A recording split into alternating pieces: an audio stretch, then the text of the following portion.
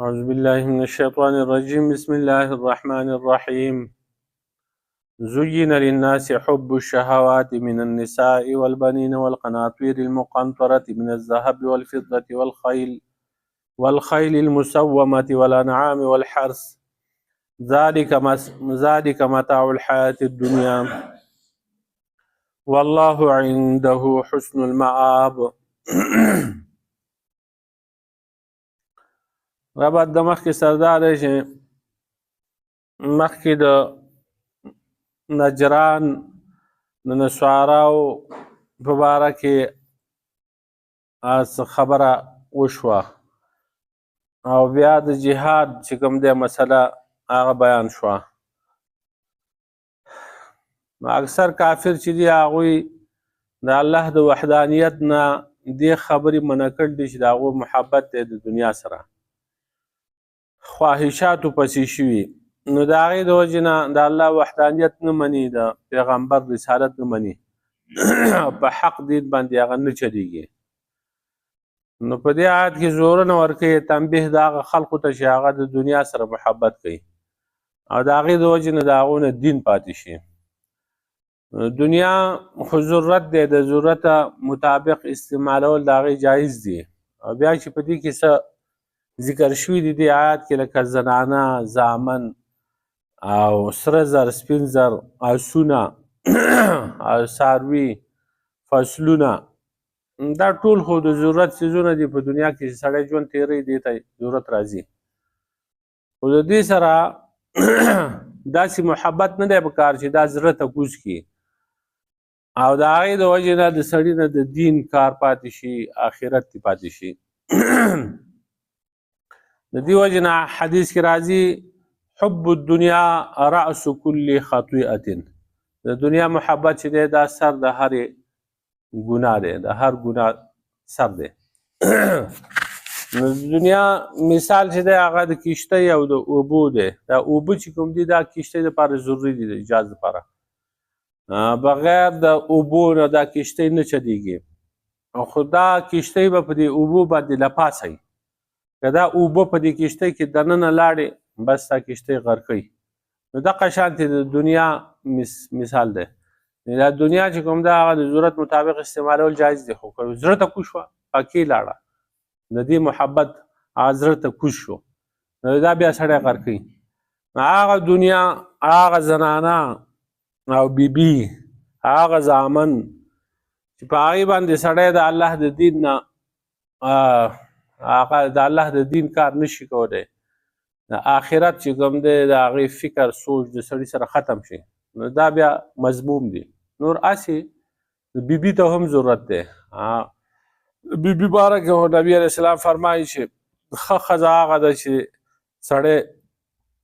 به کور کې او د خپلې بیبي ته وګوري، خوشحاله شي چې دی کور کې نه وي،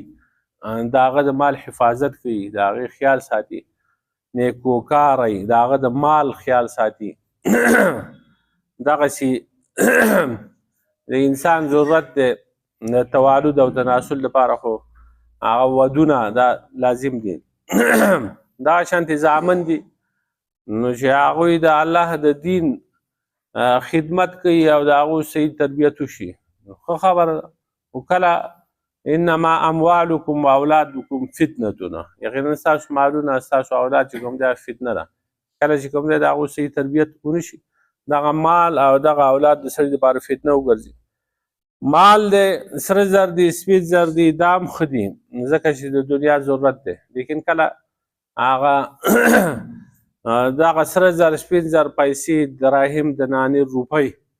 دا د الله په دین کې نه لګي بلکې د دنیا لپاره په بېدینۍ کې لګي، نو دا فتنه ده، عذاب دی. اصل کې انسان چې ماشومي نو د ده سره څه فکر سوچ دا نه وي، خو چې کله دی لږ په ښه بده باندې پوه شي او دی بلوغ ته ورسي، نو د ده سره دا فکر پیدا شي چې واده مې وکړی، بیا وایي زامن مې وشول، بیا وایي اوس د دې دپاره چې کوم دی مال دولت پکار دی. دا په ترتیب سره دغسې په دې آیات کې ذکر کړي دي. اولې زنانو خبره کړله، بیا د زامنو، بیا د مال،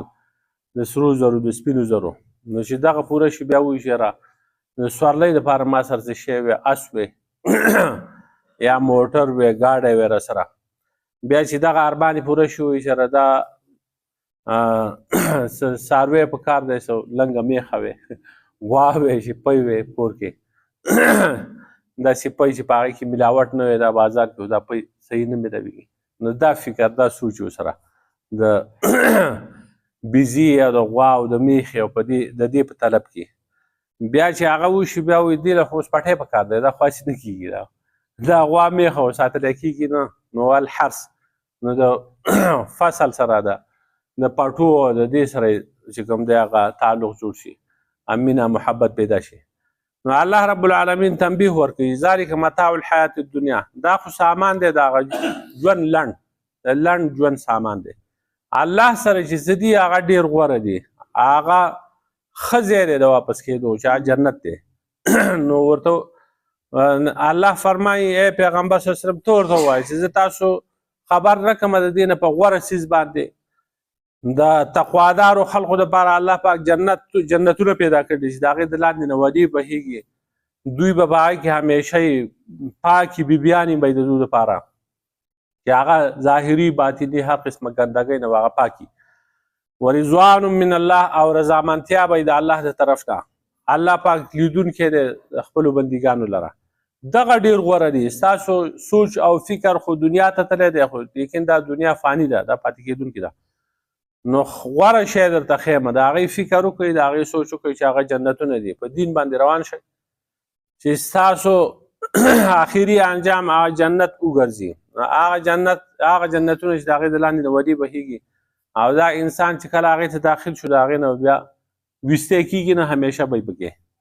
بیبیانې به یې پاکې د هر قسمه ګندګو نه او بیا د ټولو نه غټ نعمت و رضوان من الله د الله پاک رضامندتیا حدیث کې راځي چې الله رب العالمین دې بنده ته ووایي په جنت کې وغواړه ته څه غواړې نو هغه وایي الله تا خو موږ له هغه څه راکړ دي چې هغه دې بل چاله نه دي ورکړي نو موږ خو څه ضرورت نه دی پاتې شوی نو بیا به ورته ووایي نو دی به پوه شي چې ما نه پرېږدي نو دی به وایي چې الله زه ستا رضا غواړم نو الله پاک به اعلان وکړي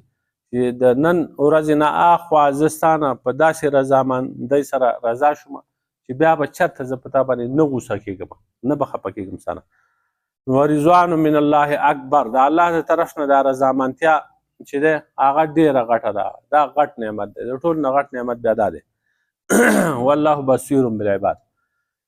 نو بندګان څوک دي د بندګانو صفات بیانوي دا بندګان د الله پاک هغه کسان دي چې هغه وایي چې ای زموږ ربه موږ ایمان راوړ دی په تا باندې نو موږ ته بخښنه وکړي زموږ د ټولو ګناهونو د وړو او د غټو ګناهونو او موږ د عذاب د اور نه وساتې چې هغه دوزخ دی د هغې نه موږ وساتې الله پاک مدح کوي صفت کوي د دغسې کسانو صبرناک خلق دي صادقین دي رښتینې خلقه قانتین دي تابعدار خلقه او هغه کسان چې هغوی خپل مال لګوي مال د الله د رضا دپاره د خدای په دین کې والمستغفرین بالاسحار هغه کسان چې هغوی استغفار او بخښنه غواړي په وخت د چاربانګ کې د چاربانګ په ټایم کې د سحر چې دی اسحار د هغې جمع ده سحر د شپې اخري حصه په هغې کې د الله پاک نه بخښنه غواړي نو بعض علما وایي چې د صابرین او صادقین او قانتین او په دې کې مختلف دورونو ته اشاره ده صابرین کې د پیغمبر پاک صلی الله علیه وسلم دور ته اشاره ده چې هغه په د ټولو نه زیات صبرناک پیغمبري او په ټولو پیغمبرانو کې آخري پیغمبر صادقین چې کوم دی په دې کې دور د صدیق اکبر او رضی الله تعالی عنه ابوبکر صدیق رضی الله عنه هغې ته اشاره ده قانتین کې اشاره ده دور او زمانې د عمر رضی الله عنه ته چې هغه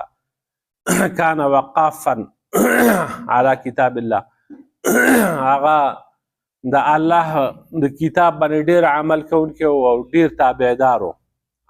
منفقین کې اشاره ده د عثمان رضی الله عنه دور او زمانې ته چې هغه به د الله د دین د خدمت دپاره خپل مال لګاو او خرچه به یې کوله مستغفرین کې اشاره د علي رضی الله عنه ته د هغه دور زمانې ته چې هغه به استغفار غوښته بالاسحار خصوصا ذکر کړ دی چې استغفار غواړي په وخت د چاربانګ کې ځکه چې په دغه وخت کې دعاګانې ښې قبلېږي او حدیث کې راځي چې الله رب العالمین چې کوم دی په دغه چاربانک په ټایم کې نزول کوي راکوزیږي څنګه چې د هغه د شان سره مناسب دی اول اسمان ته او بیا اعلان کوي څوک شته چې هغه مانه بخښنه وغواړي چې زه هغه ته بخښنه وکړم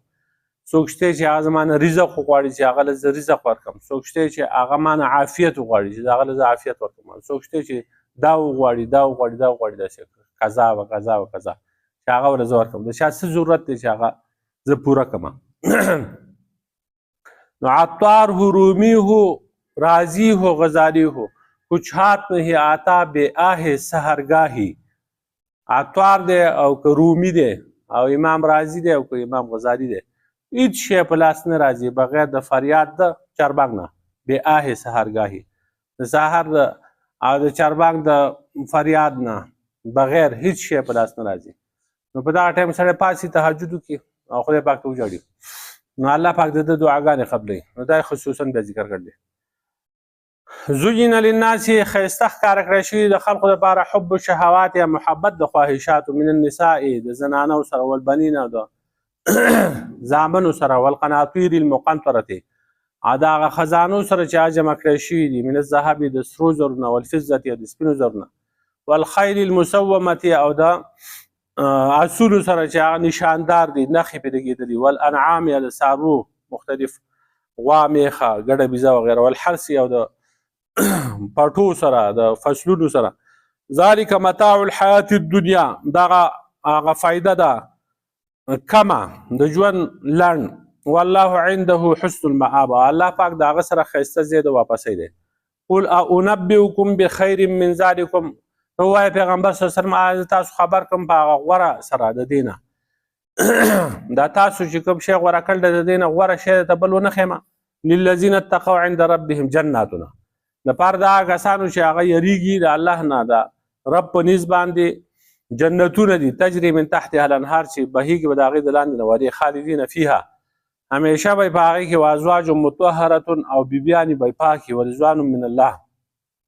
او رضا مندي به یې د الله د طرف نه والله بصیر بالعباد الله پاک لیدونکی دی خپلو بندګانو لره الذین یقولون ربنا دا د الله بندګانه کسان دي چې دوی وایي چې ای زموږ ربه اننا آمنا یقینا موږ ایمان راوړی دی فاغفر لنا نو موږ ته بخښنه وکړي زموږ د وړو او د غټو ګناهونو ذنوبنا چې هغه ټول ګناهونه دي وقنا عذاب النار او موږ بچ کړي د عذاب د دوزخ نه الصابرین والصادقین زه مدح کومه د هغه صبرناکو خلقو والصادقین د رښتینو خلقو والقانتین او د تابعدارو خلقو والمنفقین او د هغه کسانو چې هغوی خرچه کوي د الله په لاره کې والمستغفرین بالاسحار او هغه کسان چې هغوی بخښنه غواړي په وخت د چاربان کې ربنا ظلمنا